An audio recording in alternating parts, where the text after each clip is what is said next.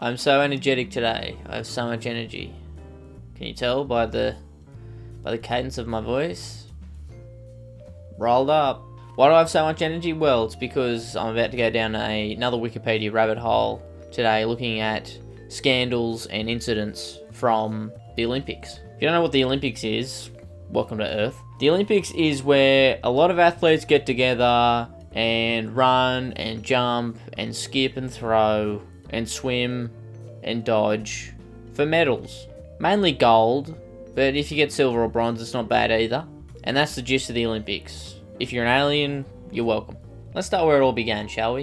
1890 Olympics, Athens, Greece. Marathon runner Spiridion Bellikas won the bronze medal, but later admitted to covering part of the course by carriage. Was disqualified. No, I get it. I wonder how they found that out. I wonder if someone ratted him out. He won the bronze medal. It's not like he won the gold. I reckon they should have let him keep it, just for ingenuity's sake. But also, if you're going to use a carriage to cheat, wouldn't you cheat for the gold medal? Or was it like one of those things where he's like, I don't want to be too noticeable, so I'm going to go for the bronze, you know? 1906 Intercalated Games, Athens, Greece. Geez, a few Olympics in Athens, you'd think they invented it. Peter O'Connor, an Irish athlete representing Great Britain, climbed up the Olympic flagpole with an Irish flag in order to protest being considered a British competitor. I mean, to be fair, Irish or not, I think most countries, if they had to be considered a British competitor, would climb up a flagpole with their own flag because, ooh, why would I want to be British? No thanks. 1928 Summer Olympics, Amsterdam, Netherlands. The women's 800 metre race caused controversy after several women reportedly collapsed at the finish line. As a result, races longer than 200 metres were banned from all women events until 1960. Is it the fact that they couldn't run longer than 200 metres, or was it the fact that they were probably wearing like just floor-length like dresses to run in? I mean, I haven't seen any photos, but if I were to guess, it would be probably that they were running in some like abhorrent, long, really hot attire. 1932 Summer Olympics, Los Angeles, California. 9-time Finnish Olympic gold medalist Paavo Nurmi was found to be a professional athlete and banned from running in the games. What? I thought the whole like thing of the Olympics was like, oh, you're the best of the best, you're the top of the crop, you're a professional, that's why you're in the games to begin with, because you've qualified. Or was that not like a thing till later? They were like, no, we want just average Joes, alright? We want some fat slobs, we want some drunks, okay? We want people who have a limp, alright? We want all these people who you probably wouldn't have as an Olympian in the Olympics, because that makes it more fun. Which, now I'm saying it out loud, there should be that. Where's the just regular Olympics? Where's the regular Olympics for people like you and I, where we see just regular old people who don't really train, you know, they might do some, you know, Sunday league soccer or something, and they do the Olympics once every 4 years. No training whatsoever, and just see what happens. I think that'd kind of be fun. Can we go back to that Olympics? You know, I'm sick of seeing these absolute athletes, you know, beat world records every time. I want to see the average guy, the average girl just go in there, go to town, run 800 metres and not die. That would be fun. I think if someone does like a 1.2k run who hasn't trained before and gets to the finish line without dying, gold medal. If anyone's not had that idea yet, which I doubt they have, I'm sure there's been plenty of people who've had that idea. I'll start it. I'll do it. I'll get onto it right now. Actually, I'll call up some people. I know people in high places. I don't, but I'll find some phone numbers. The main orchestrators of the ban were the Swedish officials that were the core of the IOC bureaucracy, including IOC President Siegfried Edstrom, who claimed that Nurmi had received too much money for his travel expenses.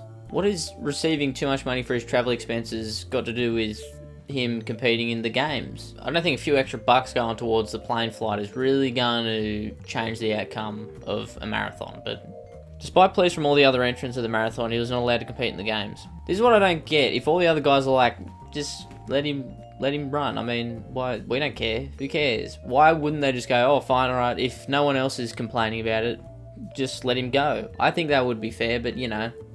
My confusion is why, if all the competitors are like, no, he should be able to compete as well, do they not let him compete?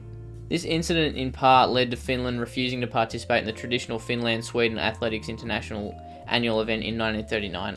Okay, so it was because he's Finnish. Yeah, okay, that makes sense. Yeah, sorry, you got too much money for your travel expenses, so we're not going to let you compete. You're a professional athlete, not allowed. We don't like you. Not because you're Finnish, but because you've got a few extra dollars for your plane ticket. That's why. We can't allow it. It's just unfair on the rest. 1936 Summer Olympics, Berlin, Germany. Now, I'm not even going to read any of it yet, but I'm going to take a guess that one of the main controversies was because, who was it? Oh yeah, that's right, Hitler. He was kicking around then. Nazi Germany and all that. I would say that would probably be one of the main controversies. 1931, the IOC selected the German capital city Berlin to host in the 1936 Summer Olympics. However, following Adolf Hitler's rise to power in 1933, the plans for the Olympic Games became entangled with politics of the Nazi regime. Oh, funny that. Hitler regarded the event as his Olympics and sought to exploit the Games for propaganda purposes, with the aim of showcasing post-First World War Germany. The funny thing is, the thing that people most remember from that is there's a clip of him absolutely gacked out of his mind on methamphetamine, just doing this the whole time, and that's the only thing anyone remembers from that Olympics. 2000 Summer Olympics, Sydney, Australia. In December 2007, American track star Marion Jones was stripped of 5 medals after admitting to anabolic steroid use. My question is, like, how many times do you hear of athletes getting done for using steroids? Like, when will they learn? When will they learn that every time they get tested and every time it comes up?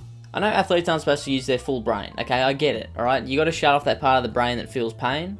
Understandable. But if a coach or whoever comes up and says, hey, you want to take these steroids, they won't show up on the test, don't believe them. Don't believe them. Because it happens every time. It shows up every time. And then, whatever medals you won, you've lost. And then you're banned, and you lose money.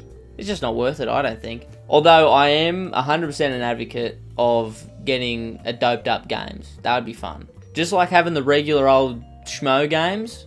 Alright, we should have a doped up games where everyone can just take whatever they want, take, you know, whatever, wherever, and can swim to their heart's content, run to their heart's content on whatever the fuck they're gacked up on that day. I think that'd be a great idea as well. Lance Armstrong. See history of Lance Armstrong doping allegations. See Lance Armstrong doping case on January 17, 2013. I love that there's so much history on Lance Armstrong's doping that there's a whole Wikipedia page on it. It's glorious. If you're going to do doping, do it for a long period of time. See what happens. On January 17, 2013, the International Olympic Committee removed Armstrong's results in the 2000 Olympic Games from its record books and requested the return of his bronze medal from the time trial. I wonder if he was on it back then, but, like, if he was on it, you'd think he would have got a gold, like a bronze. You're putting all that shit in your system just for a bronze medal? Just like the guy who rode the fucking horse and cart half of the way just to get a bronze medal. Was that just to keep people off the scent? Or was it like they just were still shit and they couldn't get the gold medal? But I'm thinking maybe he wasn't on it back then. Like, I don't know the 100%, you know, history and lore of Lance Armstrong, but maybe he wasn't on it back then because I feel like when he was on it, he didn't try and hide it at all and he just, you know, won every race, every Tour de France, every whatever, every time. It's not like he was trying to hide it going, oh, I got a bronze this time. Oh, I finished 5th here. Oh, I won there though. There wasn't like trying to hide it, so I'm wondering if he just wasn't on it in 2000. Maybe they just overstripped him. They stripped him down to the bones. Romanian Andrea Raducan became the first gymnast to be stripped of a medal after testing positive of pseudoephedrine. Pseudoephedrine? That seems a bit fucking stupid, don't you think? At the time, a prohibited substance. Raducan, 16, took Nurofen, a common over-the-counter medicine. I took some the other day. Would I be banned from the Olympics? Well, I mean, I probably wouldn't get anywhere close, but if I wasn't in the Olympics, would I be banned if I had a headache and had to take some Nurofen? Huh? Answer that, IOC. That's right, you can't. Or maybe you can. You probably got a rule book somewhere. Chinese gymnast Dongfang Zhao was stripped of a bronze medal in April 2010. Investigations by the sports governing body FIG found she was only 14 at the time of the 2000 Games. So you're going to strip her of a bronze medal because she was just too fucking sick at that age? She was 14 and she got a bronze medal. And you're like, no, you've actually got to be 16. That just seems crazy to me. Just because like a 14-year-old's better than like adults. I reckon she should have kept the bronze. She should have kept the medal. I stand with Dongfang Zhao. Alright, well that was just a little look-see into the Summer Olympics and some of their scandals. Most of it was doping that I scrolled through and just skipped because I feel like if I just keep saying doping every time I'm going to lose my mind. Anyway, I hope you enjoyed. Thanks for watching. Like and subscribe. If you want me to do the Winter Olympics, let me know. Or don't. I'm not too bothered, to be honest. And if you want to do steroids, don't go into the Olympics. Alright, that's a little something I picked up today. So take that with you from today's video. I love Shifty Drongo. Shifty Drongo.